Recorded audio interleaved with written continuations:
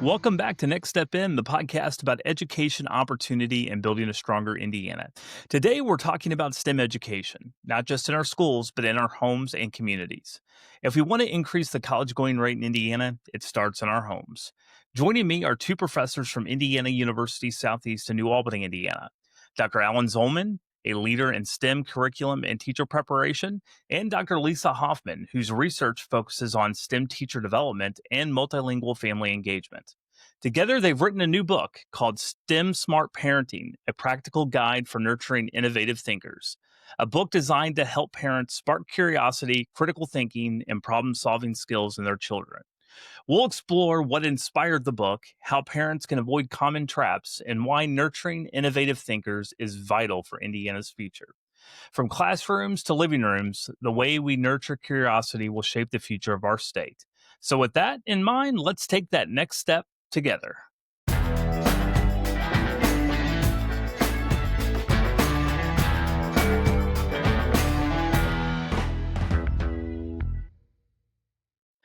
Dr. Hoffman, Dr. Zollman, first, thank you both so much for joining me today to talk about your new book. I've got it right here. I was showing everybody right here, your new book. It's ready, but thank you guys so much for being here to talk about this important topic today. Our Well, pleasure. we're glad to Thanks. be here. Yeah, I'm glad to have you guys. Next Step In really is all about education and ultimately about increasing the college going rate in Indiana. And I was very interested in having you both on this podcast after learning about your book. And, what caught me first was the subtitle actually on the cover, A Practical Guide for Nurturing Innovative Thinkers. And admittedly, I don't know everything, don't know a lot of things, but I do know that having a more innovative thinkers in Indiana has to be highly correlated with long-term prosperity for the citizens of Indiana. And so there was a quote from your book that I really couldn't agree more with, and I'm going to quote it here. We need citizens to be good critical thinkers. We need more doctors, engineers, and scientists. We need inquisitive risk takers who invent things that we would never imagine, but future generations will use every day. I think that's so well said and a great primer on this book. So, Dr. Hoffman, can you maybe start us out talking a little bit more about what inspired you and your co-authors to create this book and kind of what you're hoping to accomplish with it? Sure. Well, Alan and I and our co-author Emily Suh at Texas State University now, we are all researchers and we all work with teachers and we're also all parents. And among us, the three of us, we have 11 kids. So we are well aware that the people who are most invested in children's learning and development often are the same people who have the least time to read about it. So we, and also a lot of really important research is often published behind paywalls. So we really wanted to be able to offer something that was accessible to anybody, that was easy to understand, was written conversationally for any parent, caregiver, educator, caring adult, and that was really practical and immediately useful tips that sort of translate research into things that we can all do at home. And I'll add on the fact that one of the things that we've done in the book, it's just not talking about research. It also talks about our experiences as teachers with students and our experiences with our own children and grandchildren along the way. And I would say most of mine are mostly humorous because things that anytime we talk to a kid, you never know what's going to happen next. As a parent of a 10-year-old and a 6-year-old, I can certainly attest to that. And and you guys know, as working with educators and helping the next generation of educators, just how important it is to make students feel comfortable enough to have those conversations. But you're right; you never know what's going to come out of their mouths. So that is for sure. You both, like we've said, are education professors and researchers, and you work primarily with teachers. Why did you decide to kind of switch the focus a little bit and talk directly to parents with this book? I thought that was a really unique a way to do this, and something that I know certainly has applied to me already and my wife as we've started to really dive into the book. So what made you decide to do that? Lisa, maybe I'll start with you. Sure. Um, you know, every everyone talks about STEM nowadays: science, technology, engineering, mathematics. And STEM can be intimidating. And I think, you know, teachers do get a lot of training, and that's wonderful and super important. But a lot of us, as in our parent role, might think, oh, I wasn't really a science person, or math's not really my thing. And we want parents and caregivers in general to know that there are so many things that research tells us that help a child succeed in any STEM field that are connected to really concrete life skills that we can develop at home. So there's an empowerment piece for parents and caregivers that there's stuff you can do at home, even if you don't see yourself as a STEM person, that will help your child succeed in STEM. And we have experiences where things, as parents, we say just because it's an easy thing to do. And sometimes when you reflect back on it and all that, you go, I shouldn't have said it that way. I should have changed the wording and everything like that, or done something different. Well, I think that's what's so impressive about this book and what I enjoyed the most because I really think it is so practical. And I first want to give you guys kudos for the way that you took on the challenge of knowing that you're talking to busy parents. That first off, it's a pretty good easy read. It's not 700 pages long, right? And it's got a lot of practical information, and it's something that can easily be tackled, which I think is really helpful for parents that are trying to do the best that they can to help their kids because in Indiana, we've seen the data, right? We know how important education is. We know how important it is that our students are and a lot of the topic obviously centers around reading early on and how important that is. But it goes beyond that. And I think that's one of the things about this book that I really like is that it really gets you thinking in different ways about it. But I think the thing I like the most about it as well is that you talk a lot about how it's not just about science; it's about critical thinking, and it's about really what does that allow you to do? And so maybe Alan, maybe I'll start with you on this one. Can you talk a little bit about why you made that kind of connection and why it's just so much broader than just even the STEM topic and why that's so important?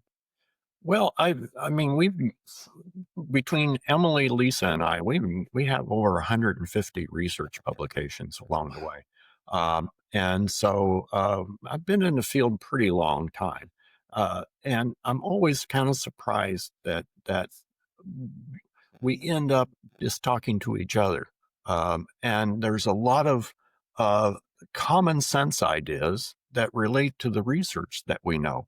And there's some common sense ideas that go against the research that we know. And so getting this out to parents and getting them out to teachers and to people in the business area and all that, there's they always think about only about content. And there's a lot more about it. We've had students. Everyone's had students and children that don't live up to their potential. Yeah, no, that makes complete sense. And Lisa, you mentioned life skills, or we mentioned in the book life skills and thinking skills. I'm kind of curious, what kind of skills are you talking about with those, and how do they relate to how kids learn STEM? Sure. So if you think about two people, kids, adults, two people, and what makes one of them able to be successful as compared to another. We know there's lots of factors. There's lots of social factors, context, the difference in opportunities. There's so many factors. But when we're talking about, we're going to shrink it down just to the important skills right here.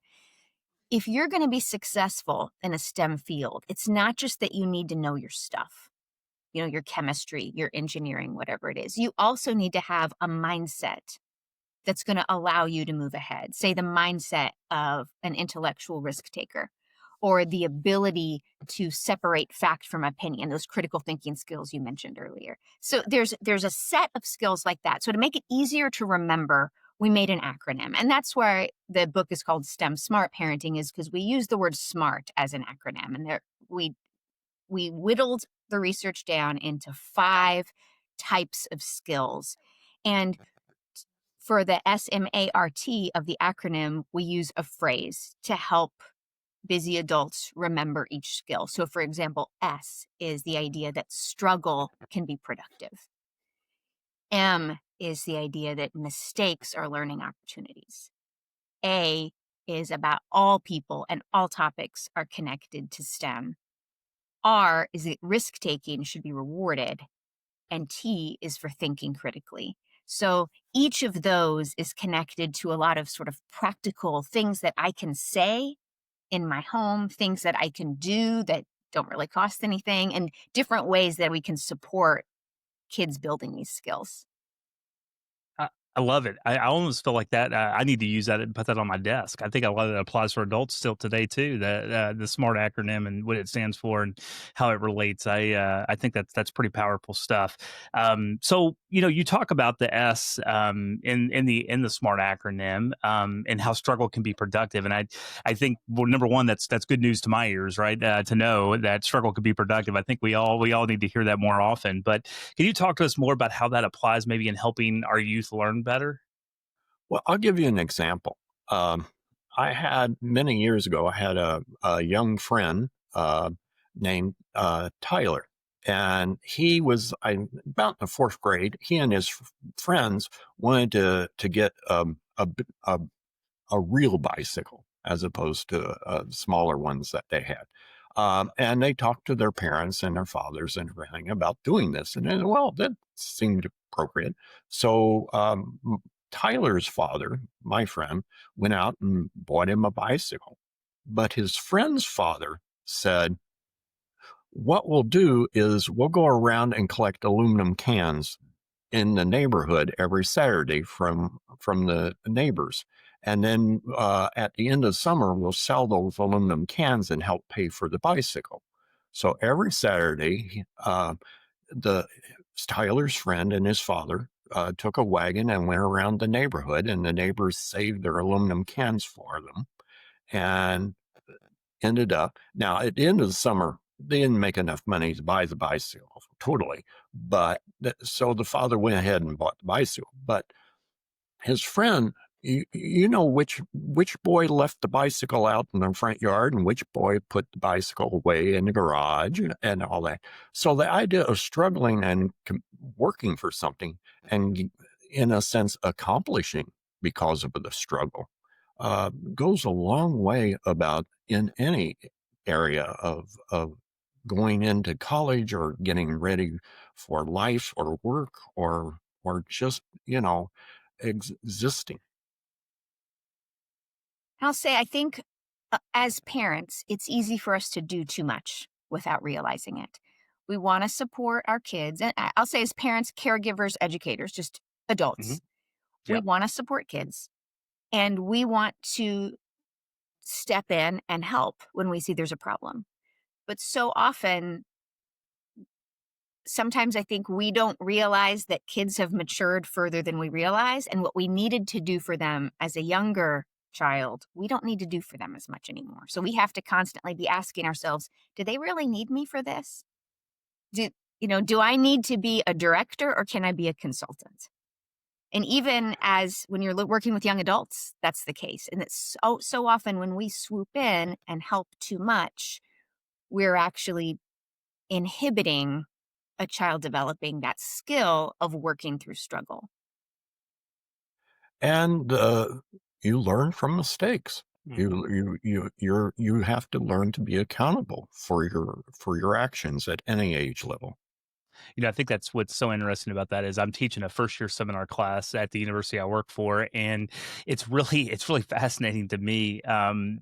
Hearing that concept about that because our initial reaction is to help, right? I mean, especially at an institution like the one that I'm at, where we have a lot of first gen students and a lot of students who might need a little bit more assistance. And our first instinct is just to get in there and help them and do everything we can to make it easy. But I think you bring up a really valid point in how that can actually hurt them in some ways in learning those skills. So I think that's just one of many insights in this book that I think that are going to help readers and those who are trying to help produce the citizens that are going to be, those that are going to lead us into a new generation and in a new era. One of the concepts that we've talked a little bit about here, and I think that you're kind of alluding to, is kind of that that helicopter parent, which we've all kind of have learned a little bit about. That hovering parent that's kind of there, that's kind of always over top and kind of trying to help. But you bring up a new concept that I hadn't heard of called lawnmower parenting, and I think that that was a concept that was really interesting and kind of right along the lines of what we're talking about. So Lisa, maybe can you explain what lawnmower parenting is, and maybe Alan, you can give us some examples of what that looks like at different ages. Sure. So, if you imagine a helicopter parent, that's a phrase we tend to be most familiar with. As you said, hovering above and like watching everything and then swooping down to save the day. And as I think people are becoming more and more aware, that's actually not helpful because it um,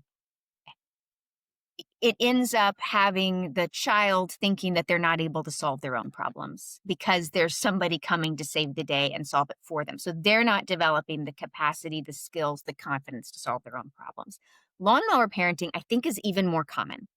And I think it's harder to see because it's easy for us as adults to do as a habit. And that is you're kind of going ahead of the child. You can also think of this as snowplow parenting, depending on what part of the country you're in. You're going ahead of them and kind of mowing down obstacles before the child ever gets to them. Because as adults, we kind of know what's coming. So paving the way for them so that they don't encounter any obstacles. And I think we kind of have to be obvious or honest rather that sometimes we're doing this for us. It makes us feel good as adults to solve a problem, and it makes us feel good to help. But that's not what parenting is about. That's not empowering for the kid. And that can be a challenge for us to have to think through what are we really doing and what do we need to do? And I've had a parent call me at the university and wanting to register her son for classes, and I was like, um, No, he needs to come over to campus and register for his classes and everything." I said, "Well, I finally said, "Well, where is he?" And he said, "Oh, he's still in bed." And I was like, okay, I think there's some development that needs to go on here along the way." And I did end my little conversation by saying, "I hope that if when he signed up for my class, that I don't see her."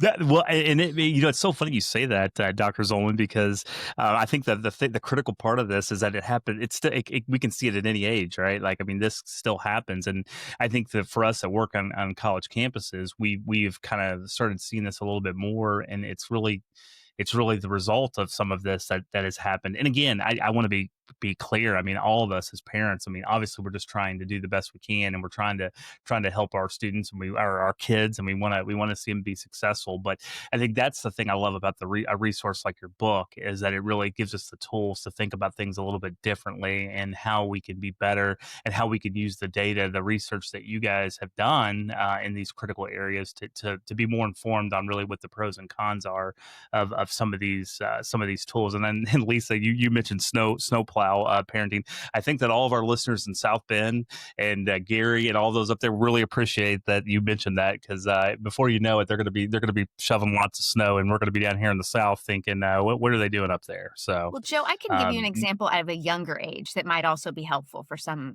yeah, readers. please. So, when one of my daughters was younger, she always used to come to us to put a ponytail in her hair because she was always running out the door at the last minute to school. Time was always a factor, so we always did the ponytail.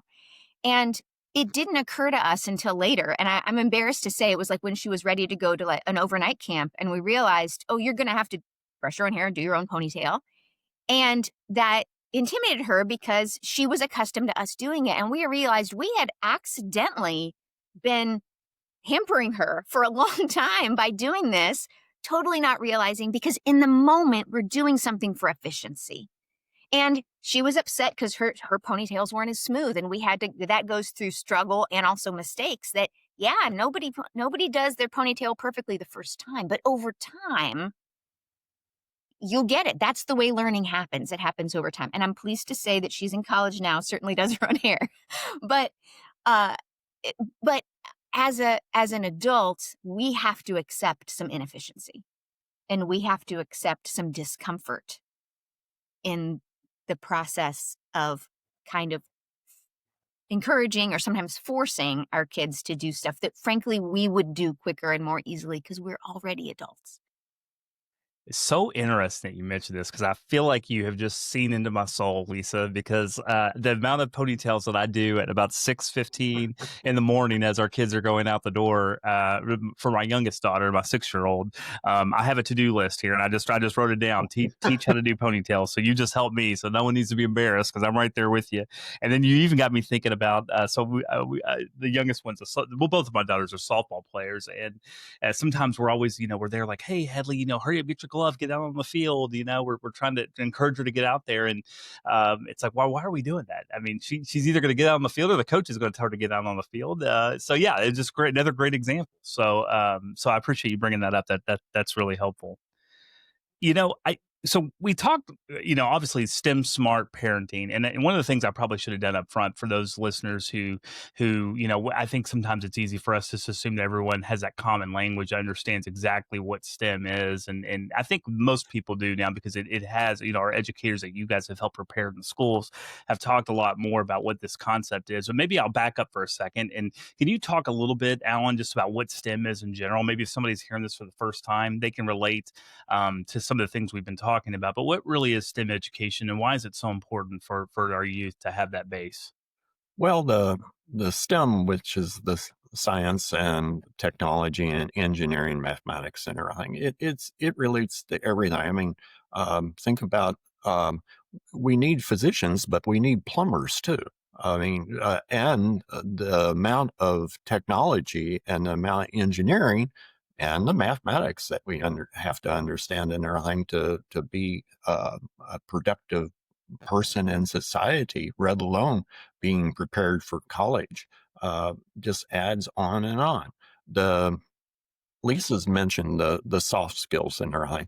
The mathematics content changes. The engineering changes. All these technology changes drastically.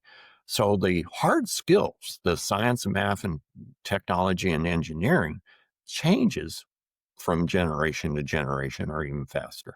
But the soft skills, to be able to have the introverted skills of work ethics and time management and all that, and the extroverted skills of working with other people and communicating and working as a team with other people, those go on forever. And so I think it's important to realize this doesn't just relate to college going. I mean, we happen to work in universities, and we know that there are plenty of professions that are related to STEM that do involve higher education, but there are plenty of professions related to STEM that don't.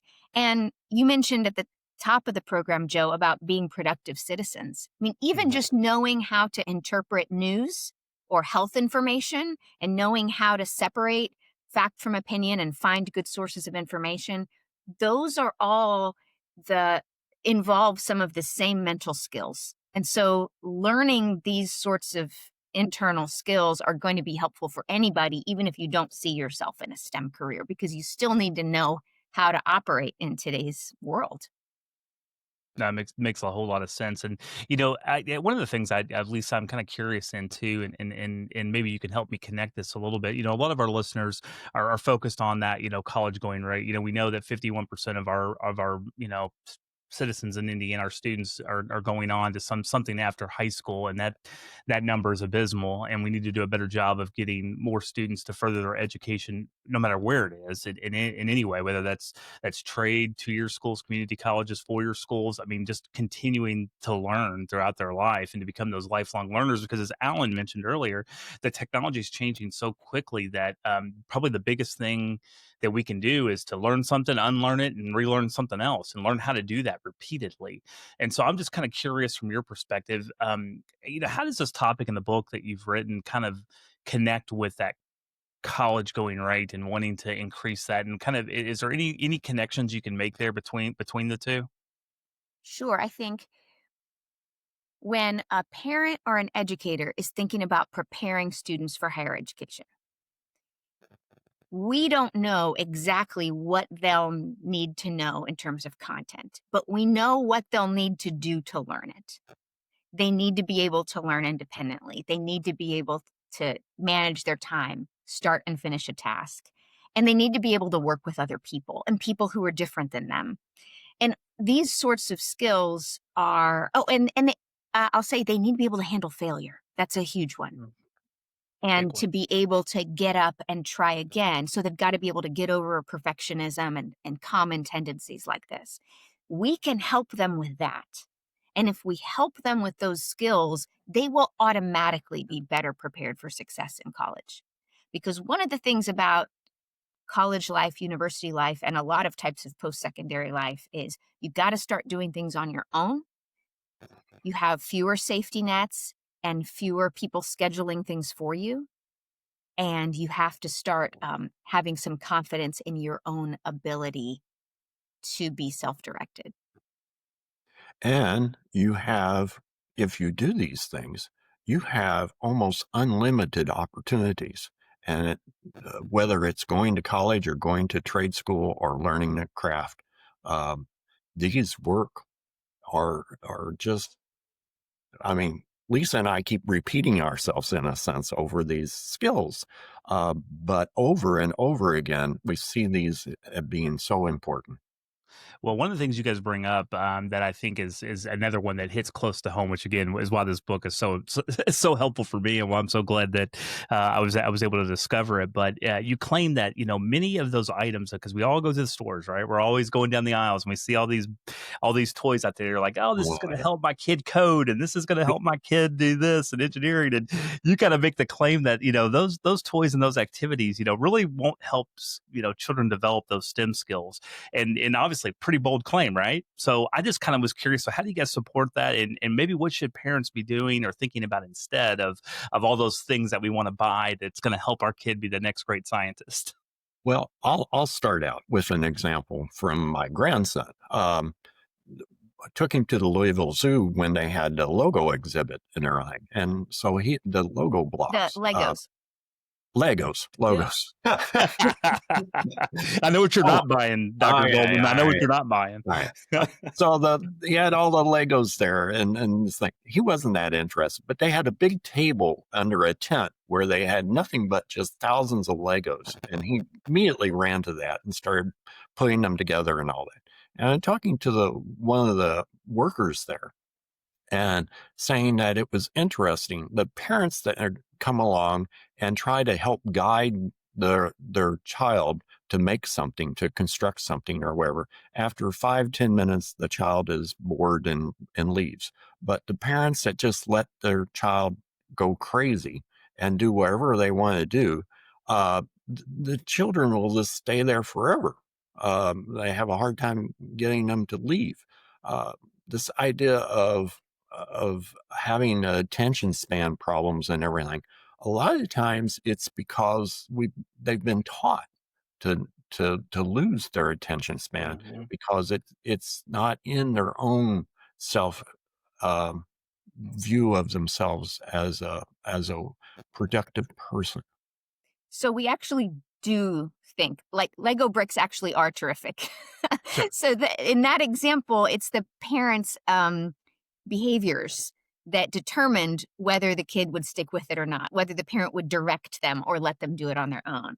But so that's an example of a toy that can be terrific because it has multiple uses and it allows kids to try it in multiple ways. And so that's And it. What? Go ahead. no, and the common example is at Christmas time that the child plays with the box more than the toy. So in the book, we have a whole chapter about here are sort of questions to ask to see, is this toy going to be helpful or not? So I'll give another example. One year for Christmas, my daughters received two similar Christmas gifts from relatives, and they were kits for making bath bombs or bath shaped bath soaps type of things. Yeah. And one kit had these little baggies of the materials and some instructions about how you mix them together to create the item. The other kit had glitter in it, and it had these fancy molded molds that you could pour it in to make it look prettier, but it was like a prepackaged um, stuff Solution, bag, basically. right? Yeah. It's like a Yeah. prepackaged bag that you put in. So I thought that my daughters would prefer the one with the glitter that ended up in fancy molds. But in fact, they preferred the one where there was more room for error. There were more things that you add in together that you could try. And that to a child, that is much more stimulating for the brain. It's not what it ends up looking like. And so when you think this generalizes to like STEM kits and toys in general, if a robotics kit or something like this allows for multiple ways of doing things, if there's a possibility you could get it wrong, like in higher stakes, there's a lot more development that occurs to that. It's much more stimulating than something where it's a step by step tutorial. There's only one way to do it, and it might end up being prettier and shinier and more impressive in the end, but you didn't really learn anything. You just followed steps. Because it's all It's about the process that the child's having to go through. It's not really about the result. that's so My helpful. grandsons with the Lego blocks in their eye, when they were younger, when they got the kit in their eye, they just tore the kit apart and started building it. They never read the instructions and then the step by step things. They may have looked at the picture of the object that they were trying to build, but they just, that's what they enjoyed, was the fact that they were in control. It's funny you say that, Alan, because I think about, Legos were obviously huge when I was growing up, and I remember, of course, we would mix them all up, and we would lose the boxes, and that was kind of what I remember is the fun of just creating something on your own. It was nowadays when I go down the toy aisle, everything is like you said, prepackaged, and there's one outcome, and there's one step to get there, and I mean, I know it probably helps them follow directions, obviously, which is another skill that is helpful, but it's there's less creativity with that as you're just kind of replicating what's already there. Yeah, this is a really good time for us to add in something important, is that every kid is not the same and every Yeah. kid's needs is not the same. And I think it's really important that we mention that because different kids develop in different ways and have different needs. And so if you have a child who's neurodivergent, for example, it might be really more important to them to work through a process and follow something exactly the same and have that precision of doing a Lego kit exactly as the instructions say and not touching it. And there is nothing wrong with that. It's just a different way of working it. The important thing is that the adult is not doing it for them. So a lot of the examples that we give and things that we say, they're going to be a little bit different for children with different needs. But for children with special needs, our role as parents is still to make sure that we're allowing them to do as much for themselves as possible. But we certainly want to just be sure to mention that this is going to look different for every child. It's also going to look different for every family. Alan and Emily and I um, have different parenting styles. The three of us, Mhm. we were all born in different decades. We all come from different cultural backgrounds. We don't parent the same, and that's okay. We're not saying you have to be the same kind of parent or have the same kind of kid. We're saying that there's some principles that apply to everyone. I think that's so helpful because I think one of the things we talk a lot about on this podcast is about how in Indiana we got to be careful, not thinking about when we talk about 51% of our kids going on to further education. There's a lot of reasons for that, and there's a lot of different communities and a lot of different just families are at different levels, right? And so I think that's such an important concept because as I was thinking about this book, I was thinking about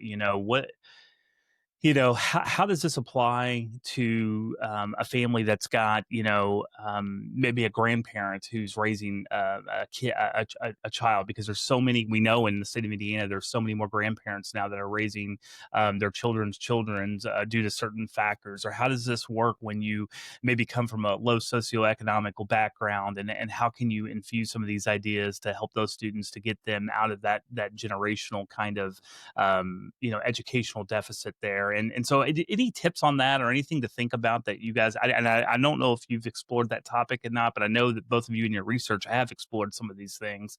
Anything you could add to that topic? Yeah, I'll start Well, out. I will. Oh, Alan will start out, then me. Okay, And then Lisa will there you go. correct me. Uh, I will say that um, what we found is that the children who had to struggle, the children who had it rough, in a sense, whether it was in school or at home or whatever, and then succeeded and kept working and having persistence and viewpoint, um, are the ones that accomplish the most. Yeah, I'm glad Alan made that point because w- if we back up on the examples we give about toys that you buy, we could Mhm. say that there are just as many activities that don't require buying anything where students learn just as much. For example, a student or a child who's working with an adult, a caring adult, no matter the relation, on a project like cooking or auto repair or woodworking, anytime you're working along with somebody and seeing how they do a skill like that that takes years and years to master, the child is learning things don't go right the first time. When something doesn't work, we have to try it again. We, and that risk taking is sometimes appropriate, but sometimes it's not. And here's how we know the difference. Those are those life skills that can be passed on generationally or in community groups and boys and girls clubs type of things, youth groups and so forth that don't necessarily require buying anything. I think that's such an important point. I'm so glad. Thank you guys for sharing that and kind of talking about that. I think one of the things for me that I think about as a parent is, I mean, maybe you can relate, or maybe I'm sure you know someone that, if not, is as a first generation college graduate myself, I feel like that the life that I've been able to provide for my kids has been elevated compared to the way that I grew up, and I worry sometimes it's like that grit that helped make me into who I've become. Has really served me well, right? And just like Alan had mentioned, it really has helped me. And so sometimes I worry that the same thing. I'm like, gosh, are my kids going to have that same life experience, that same kind of growing up and learning and figuring things out that I had to kind of do. And I think again that goes back to this whole entire concept of this book, and the fact that going back to again challenges and overcoming and thinking creatively, and how us as parents, maybe if we are blessed that we some of us can provide greater opportunity for our children, but we still have to build in some of those challenges, right? Some of those things that are going to help them stretch their mind a little bit. Am I on the right track with that synopsis? I think what is going on is that we uh, w- we don't expect parents to be perfect, and we don't expect kids to be perfect, and they all think. But what we do want is we want people to be reflective on what they're saying and what they're doing. So when they say something to their child in a difficult situation in their life, that they later take a breath and reflect back on it. And if it wasn't the best way to say something and all that, that's okay. But we want everybody to be a learner along the way. So, an example of this is I find that sometimes the things that come out of my mouth when I'm especially particularly in a frustrating parenting situation, Mhm. are not necessarily the things I would have planned. They're just the phrases that maybe I heard as a kid. And sometimes we can kind of reproduce that without realizing it. That's just human nature. We have the script somewhere in the back of our minds. And one of the things that Alan and I and Emily have been surprised has been so popular is that we've got these phrases at the end of every chapter of like things that are helpful to say, things that are not helpful to say. And we've taken to calling these back pocket phrases because I find that it's easier to have some things memorized, and it maybe sounds silly, but memorized Yeah. almost like mantras, and then can say them all the time with kids, and they really work in a variety of ages because it helps me, and it helps me personally myself because I'm telling it to myself. Things like, We don't have to be perfect. That say, oh, yeah, this is an opportunity to learn something new when something bad happens, things like that. And when that comes out of my mouth and is repeated as a mantra, our kids get it. And that helps kind of break the cycles because we're being intentional about the way we talk to our kids. And Lisa and Emily will pick on me all the time because one of the things I do is when we go to schools or when I meet uh, kids of families and everything, the first thing I always kind of kneel down at eye level with the child and say, well, what kind of doctor are you going to be? Sort of that's my catchphrase that I always talk to them about wanting them to think beyond today. No, that makes a lot of sense. One of the topics well, actually, before I go to this next topic, I want to ask you because you brought up the catchphrases, and I'm just kind of curious, Lisa. Do you have any of your favorite phrases that you might like to share, just to give people a little bit of preview? You gave us one of them, but any others that have really served you well? Hmm. With younger kids, I think I would say with any age, I think one of my favorites to me is did I already say this one? Well, this is a chance to try something new. This is something that if I get a flat tire or something really irritating happens and I am sort of trained myself that comes out of my mouth, it it uh it helps show acceptance of mistakes or bad things happen, and that's that sort of thing that is not that we can learn through an experience, even if it's negative. So that's one that I like. Um, And we talk also about the one I like the best is I wonder where they got their information. oh, that's a great Because one. uh, there's so much noise coming to all of us and everything, and the idea of before we start accepting it, that we think first, I wonder where it came from.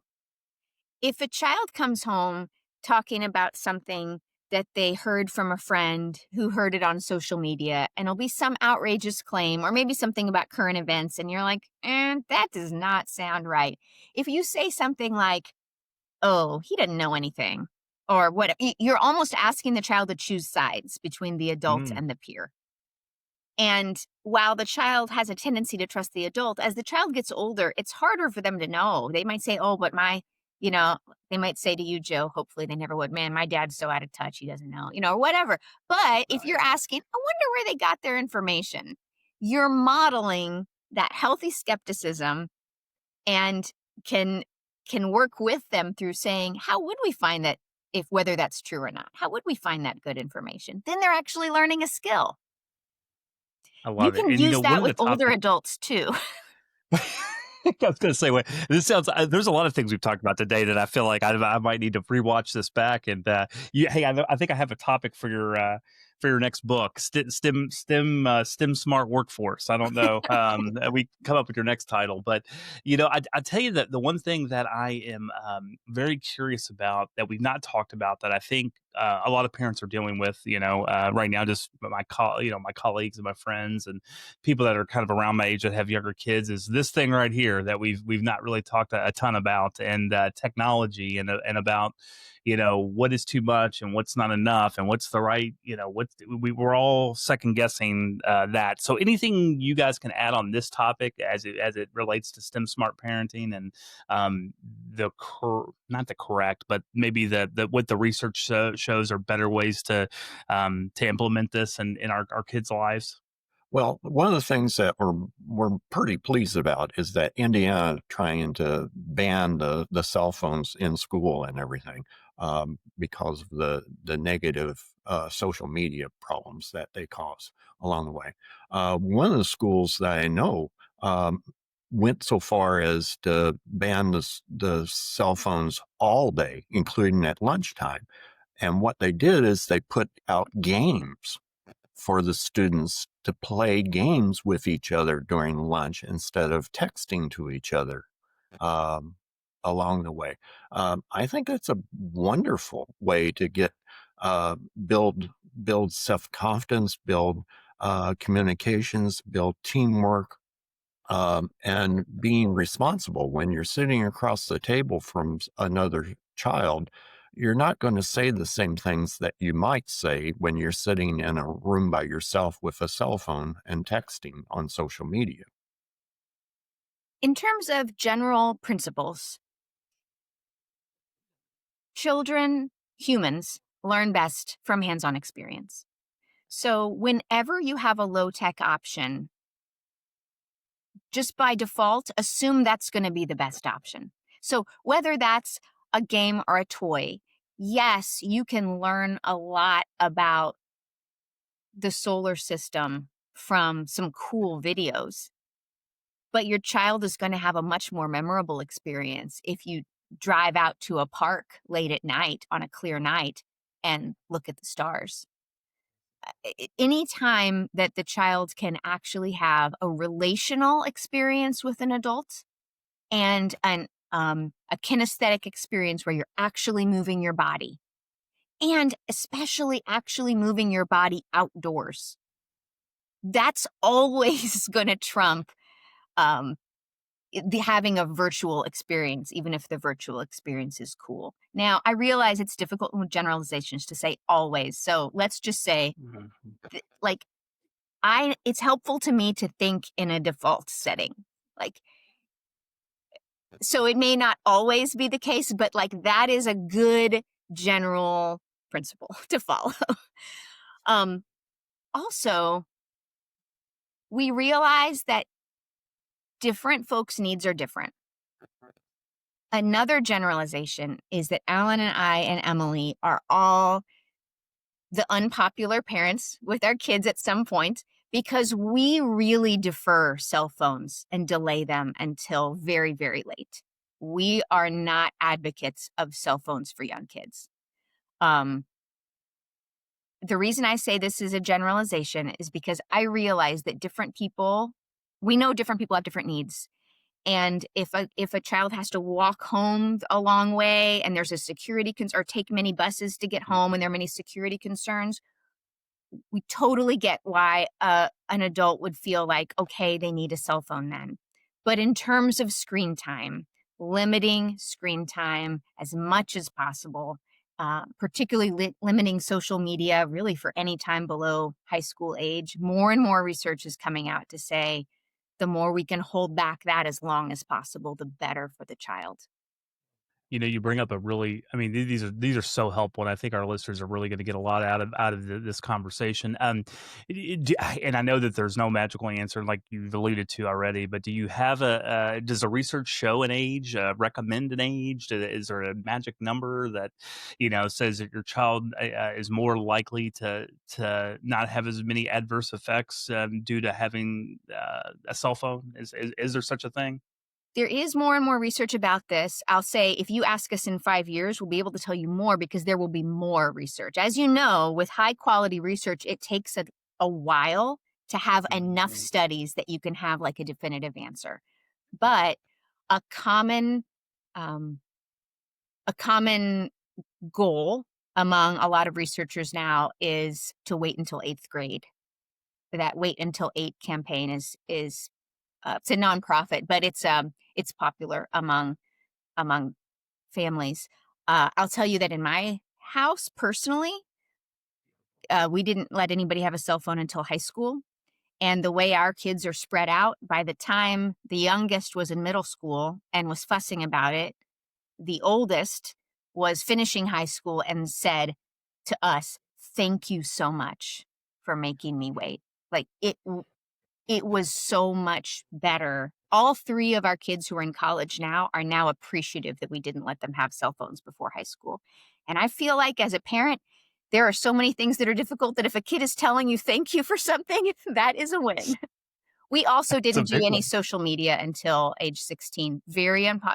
Well, I guess Pinterest in high school when a phone came, but that's not as interactive. Um, And that's my personal decision. Everybody's going to be a little bit different, but we're very comfortable with that decision.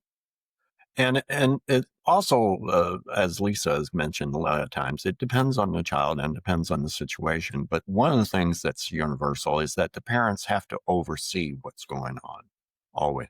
They have to know what they're being said, who's being said to it, and everything. And they have to have a relationship with the child when the child sees something inappropriate or hurtful, that they will come to an adult to share what's going on Right. instead of keeping it and trying to solve it themselves. Well, you make a great point because I think we all, I think, are finally starting to realize that no matter what screen time restrictions, no matter what apps, lockdowns you can do, the internet is, it's a place that's they're gonna see something. I mean, they're gonna see something that is gonna challenge them, and they're gonna need to be open enough to have a conversation about it because you can't lock it down enough, and other than just not having access to it. So I think that's a really good point. And You we know, can one of the help things. that. Oh, go ahead. I was going to say we can help that by saying, by letting sort of socializing from a very young age. When you see something that's disturbing, talk to me about it and you won't get in trouble, because it's the relationship and the openness of that relationship that allows that to move forward. I'll say there's also creative options that parents and caregivers can consider as well. Our co-author Emily, she starts out her kids on flip phones because they can call and text and be picked up and have that safety concern, but there's not the smartphone issues. It's so funny because my wife and I have talked about this because, again, we've got a 10-year-old. So, starting, friends are starting to have phones and we're starting to already, and we're starting to have this conversation. We're kind of in the same boat as you, Lisa, kind of waiting. The one thing because they are so involved in sports, and I have no clue if this is the right answer. There are no right answers. It's whatever works for the family. But I think one of the things we're considering doing is this idea of a kitchen phone that is a flip phone. That's a phone that lives in the kitchen. It's kind of like the old dial-up phones that we used to have in the kitchen, right? Where the kids could use. The phone stays in the kitchen, and they can use it when they need to communicate with someone. They can't, they do it right there in the kitchen, just like we used to do in the old days, right? When we had our phones that were tethered to the wall. And then, if there is a need to take that with them for a soccer practice or whatever that is, there's a way to do that. But the phone lives in the kitchen. It doesn't go in the bedrooms. It doesn't go with them to school. It doesn't go anywhere like that. So that's something at least we're considering and kind Yeah. of thinking through this. So I don't know. That may just be another idea. I'm sure that there's probably, and I would encourage any of our listeners, if you have good tips on this or things that have worked for your family, I'd love for you to email the show, and we'd love to create additional resources. I would definitely, I'll share those with our two outstanding researchers here, and if there's things that you're doing, feel free to shoot us a note on our social medias or to shoot me an email, joe@nextstepin.org. That's joe@nextstepin.org, and I will share those as well because I'm sure there's a lot of good ideas out there. Well, Joe, I got to tell you one thing. Having two daughters that were teenagers, um, no matter what you set up, they'll figure a way around it. Good point, Alan. Good point. And again, this is what makes parenting so fun, right? This is Right. And this is why that open communication and trusted relationship is so important, because, that way when they find something around it and then realize that something not great happened, they're comfortable to tell you. Oh, you guys, this is such a great podcast already. I'm just so excited about this episode. So we're kind of coming to the end. I kind of wanted to think through this, and I know this is a big ask of you, but if you had to, somebody was tuning in today, they heard a lot of great ideas. If there was one tip, one thing that you want them to kind of take away from this, obviously we're going to talk more about the book and how they can purchase that here in a second, and there's a lot of tips in here that will help them. But is there one thing that you really think that would help our parents out there that are listening to this, thinking, hey, I really want to prepare my child for the best life possible moving forward? What would that be? And maybe I'll start with you, Dr. Hoffman. Oh, I was hoping you would start with Alan. Ah. All right. The one tip, remember, sometimes we support our students more by doing less. Well said. Well said. What about you, Dr. Zollman? I would say the mistakes or the learning opportunities and everything. We see students all the time. Just if they're going to make a mistake, they won't do it, or they'll avoid it, or whatever. They or they're trying to fix it, or the teacher's trying to fix it, or the parents trying to help them and everything. And the fact is, mistakes are learning opportunities. And we made a lot of mistakes as parents with our own kids and everything. But the idea of being reflective on it and everything and learning from those mistakes, there's one thing about making mistakes over and over again, the same one. And the other is learning that mistakes are opportunities and reflecting on them. It's so well put. So this book, I had been so impressed with it. Dr. Hoffman, why don't you tell people what's the best way if they want to get a copy of this? Where can they do that? And talk us through that and where they can pick up a copy to be able to learn a little bit more. Sure. STEM Smart Parenting, you can find it on Amazon. You can find it on other places you would order a book, like barnesandnoble.com, direct from the publisher Bloomsbury, if that's your thing. Or if you have a favorite independent bookseller, you can ask them to order it for you. And then we have a website, stemsmartparenting.com. And if you want to contact us directly, stemsmartparenting@gmail.com will get straight to us. I also do programs for schools, parent nights, parent talks, public library talks, those sort of things. And that's part of our service. We're happy to do that sort of thing. We love talking with groups, and we generally, are happy to talk about whatever age folks are, whatever ages and concerns that they've got. Because some of this is so different depending on the age. But one of the things that I've learned as a parent is that it's difficult for me when all of a sudden I'm not needed as much as I am anymore. And, and that's tough, but that's successful. Is that parenting? We pull back and have a different role as we're older, as our kids are older, but that's a good thing, even though it's hard. And the one thing I've been pleasantly surprised about with my daughters and everything is that when they were in high school, they really didn't want my advice too much on things. But now all of a sudden, when they're older, they call and ask for my advice. So I'm so pleased to find out that I must have become more intelligent.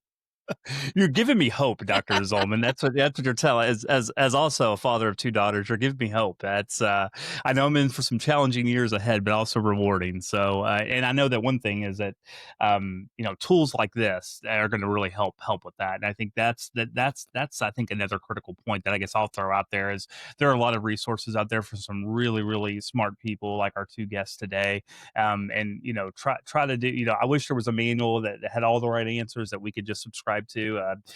Whoever made that manual would be a very, very, very rich person. But I think that tools like this that help us get us thinking ourselves about how we parent, that really is the right approach. So I can't thank you both enough for your time today. Thank you so much for writing the book, and thank you for sharing it with our listeners and for all that you're doing in this field to help us become better parents and to have really something that I'm passionate about, a more prosperous Indiana, by creating adults that are going to continue to be those great citizens that have those critical STEM smart skills that are going to be able to help them make Indiana a better place in the future. Thank you so much for And inviting thank us you on. for having us. Yeah.